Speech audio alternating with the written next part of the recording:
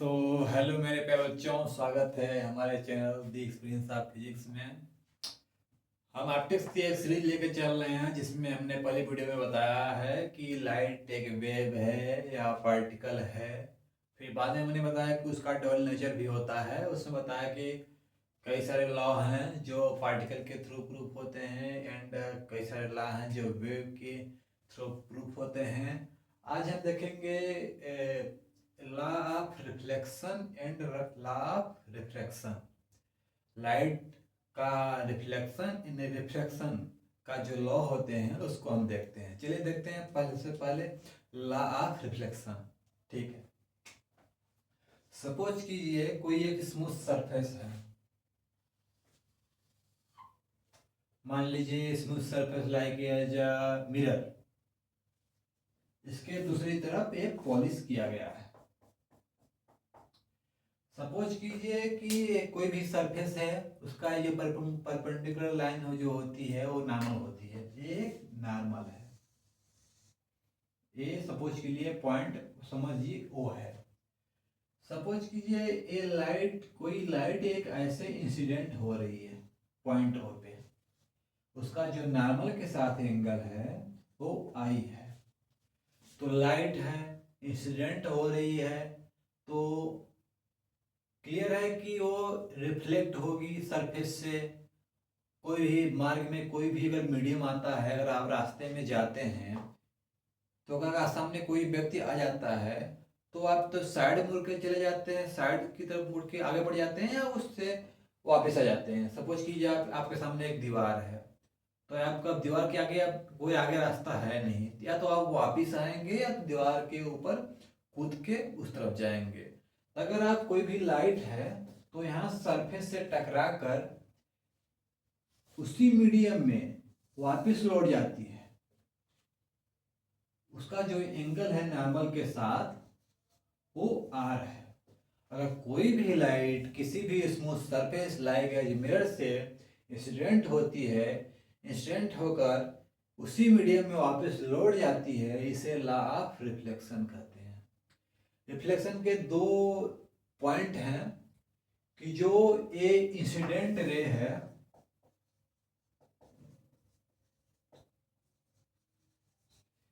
And reflected रे,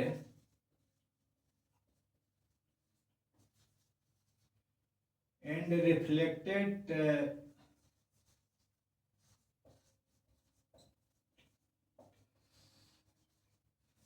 जो incident ray and reflected ray and reflected surface जो होता है वो एक ही प्लेन में होता है।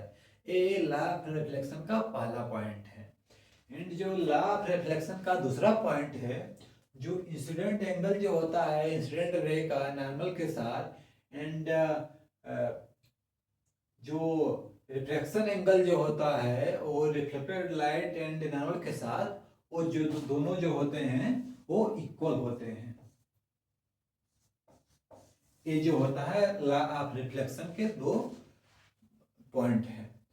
जो रिफ्लेक्टेड लाइट है उसकी इंटेंसिटी वो डिपेंड करता है जिस सरफेस से वो रिफ्लेक्ट हो रही है, कितना अमाउंट में रिफ्लेक्ट कर रही है उस पर सरफेस डिपेंड करता है। एंड और ये सिंपल है, लॉ ऑफ रिफ्लेक्शन है।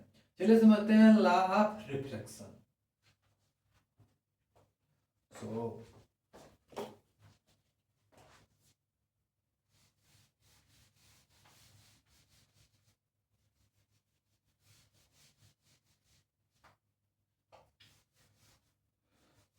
सपोज कीजिए ये दो मीडियम है, medium one and medium two, वो सेपरेट हैं किसी एक ट्रांसपेरेंट बाउंड्री के साथ। ठीक है, तो अगर कोई भी लाइट इंसिडेंट हो रही है, सब देखिए दो प्रकार के मीडियम होते हैं, एक सघन मीडियम, एक वेरी मीडियम।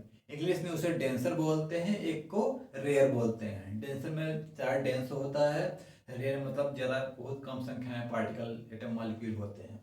तो सपोज कीजिए कोई एक रे है, लाइट रे है, वो इंसिडेंट हो रही है सरफेस पे और दूसरे मीडियम में जाकर सीधी न जा करके वो डेविएट हो जाती है या तो इधर हो जाएगी या तो इधर हो जाएगी नॉर्मल के साथ।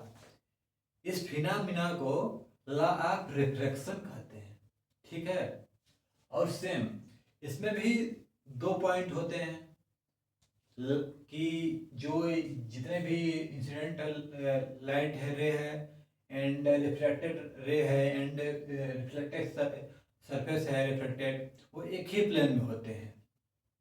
एंड एक पॉइंट का और ध्यान दीजिए कि जैसे सपोज कीजिए ये मेरा डेंसर मीडियम है एंड ये रेयर मीडियम है। तो अगर लाइट डेंसर मीडियम से रेयर मीडियम में जाती है तो रेयर मीडियम में पार्टिकल कम होते हैं, उसको ज़्यादा डाइवर्ट नहीं करेंगे तो नॉर्मल से दूर चली जाती है रे।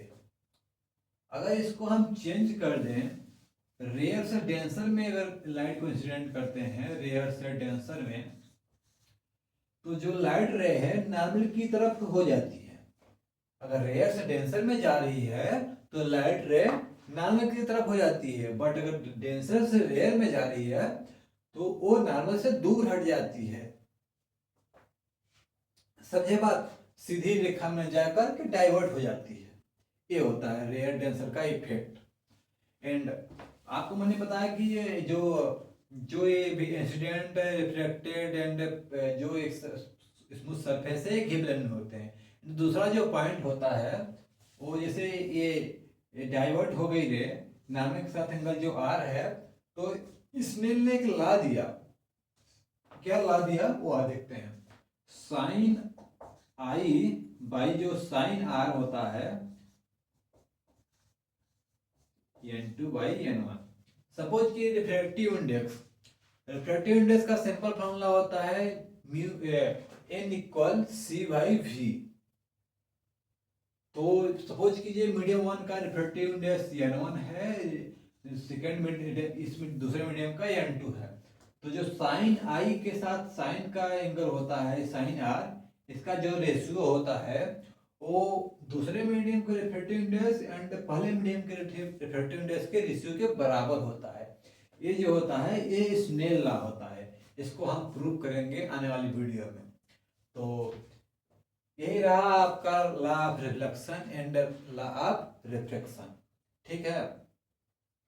तो होपफुली आपको ये छोटा सा एक सिंपल सा लॉ ऑफ रिफ्लेक्शन समझ में आया।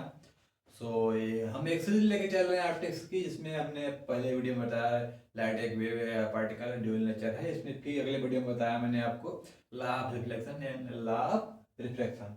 अब आने वाली वीडियो में हम बताएंगे टोटल इंटरनल रिफ्लेक्शन।